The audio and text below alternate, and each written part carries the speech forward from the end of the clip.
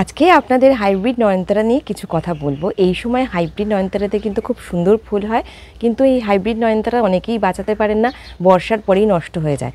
তা কিভাবে বাঁচাবেন, কিভাবে এই গাছ থেকে প্রচুর ফুল পাবেন এবং দীর্ঘদিন ধরে বাঁচিয়ে রাখতে পারবেন, সেই নিয়েই থাকছে আজকের ভিডিও। ছোট ছোট টিপস থাকবে আপনাদের জন্য, যাতে আপনারা ছোট নয়নতারার গাছ নার্সারি থেকে কিনে নিয়ে এসে বড় করতে পারেন, ঝাঁকড়া করতে পারেন এবং তার থেকে অনেক ফুল পেতে পারেন। নমস্কার বন্ধুরা, গ্রিনিপট চ্যানেলে আপনাদের সবাইকে স্বাগত। আশা করি আপনারা সবাই ভালো আছেন এবং আপনারাও নিজের বাড়িতে ফুল ফল সবজির গাছ বসাচ্ছেন।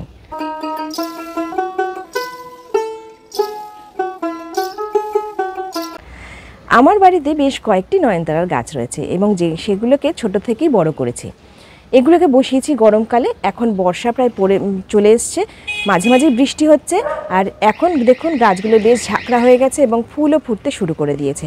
এই গাছগুলোকে প্রথমে একবার আপনাদের দেখিয়েছিলাম যে ছোট ছোট করে পিঞ্চ করেছিলাম।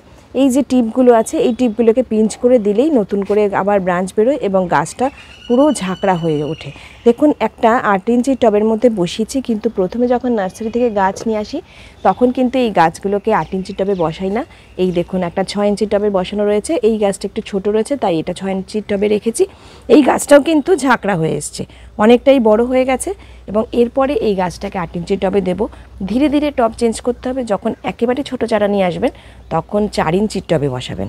পরপর যদি টব চেঞ্জ করে করে বসাতে পারেন তাহলে কিন্তু গাছটা বেশি ভেজা ভেজা থাকবে না, কারণ এই গাছের টবের মাটি যদি খুব বেশি ভেজা থাকে সারাদিন তাহলে কিন্তু শিকড় পচে গিয়ে পাতা হলুদ হয়ে যাবে, পাতার মধ্যে ছিটছিট দাগ হবে, বিভিন্ন রকম সমস্যা হবে, ফাঙ্গাল প্রবলেম হবে।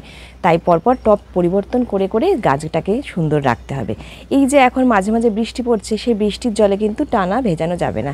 একদিন যদি বৃষ্টির জলে ভেজে পরের দিন থেকে কিন্তু এই গাছটাকে সরিয়ে অন্য জায়গায় রাখতে হবে, যাতে পুরো সারাক্ষণ ধরে যে বৃষ্টির জলটা এই গাছে যেন না পড়ে। অতিরিক্ত বৃষ্টির জল পড়লেই এই গাছে ফাঙ্গাস লেগে যায়, পাতার মধ্যে হলুদ হলুদ হয়ে যায় পাতাগুলো এবং ছোট ছোট ব্ল্যাক স্পট হয়ে যায়। তারপরে কিন্তু গাছটাকে আর বাঁচানো যায় না, একদিক দিয়ে ডালগুলো নষ্ট হতে থাকে, ধীরে ধীরে গাছটা পুরোই নষ্ট হয়ে যায়। এই সমস্যাগুলো থেকে বাঁচাতে বৃষ্টির জল থেকে একটু সরিয়ে রাখতে হবে। তবে বর্ষায় গাছে কিন্তু খুব সুন্দর ফুল হয় এবং ঝাঁকড়া হয়ে ফুল ফোটে, তাই প্রথম থেকেই এই গাছকে পিঞ্চিং শুরু করে দিতে হবে। এই দেখুন আমি পিঞ্চিং করে করে গাছটাকে এরকমভাবে ঝাঁকড়া করেছি এবং আরও ঝাঁকড়া করব, আরও পিঞ্চিং করব, এইভাবে আমি পিঞ্চিং করি। এই যে প্রত্যেকটা ব্রাঞ্চ রয়েছে সেই ব্রাঞ্চের টিপগুলোকে এভাবে কেটে দেবো। এর মধ্যে ফুল আসছে, ফুল ফুটবে দেখে অপেক্ষা করার কোনো দরকার নেই, ফুলটা তো আরও ফুটবে, আরও সুন্দর হবে, কিন্তু তার আগে আমি পিঞ্চিং করে দিচ্ছি।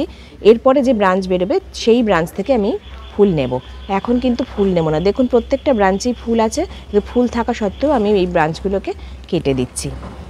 এই গাছের ফুলটা, এই যে কালারটা দেখতে পাচ্ছেন, এই কালারটা খুব সুন্দর একটা কালার, আমি সেজন্য এই গাছটা নিয়ে এসেছি। প্রত্যেকটা কালারই খুব সুন্দর হয় এই গাছে আর দেখতে খুব ভালো লাগে। এই গাছে টবের মাটি যখন তৈরি করেছিলাম তখন কিন্তু খুব বেশি সারের মধ্যে দিইনি, অল্প করে একটু গোবর সার এর মধ্যে মাটির সাথে মিশিয়েছিলাম আর সামান্য পরিমাণ মিক্সড ফার্টিলাইজার দিয়ে দিয়েছিলাম। যেহেতু গাছটা নার্সারি থেকে একেবারে কিনে নিয়ে এসেছি, মোটামুটি এতটা গাছ, সেই গাছটাকে তো 4 ইঞ্চির টবে বসিয়ে 6 ইঞ্চির টবে এরকম এতটা বড় করে তারপরে 8 ইঞ্চির টবে বসিয়েছি।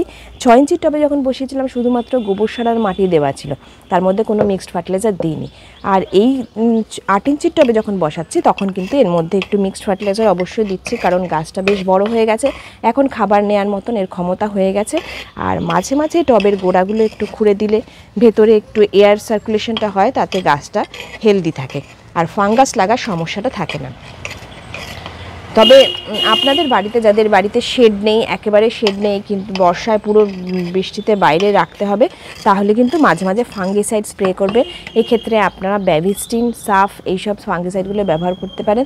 তবে আমি বলবো যে যদি সুযোগ থাকে তাহলে বাড়ির জানলায় বা এরকম জায়গায় রাখবেন যে গাছের গায়ে একটু আলো হাওয়াটাও লাগলো কিন্তু বৃষ্টির জলটা লাগলো না।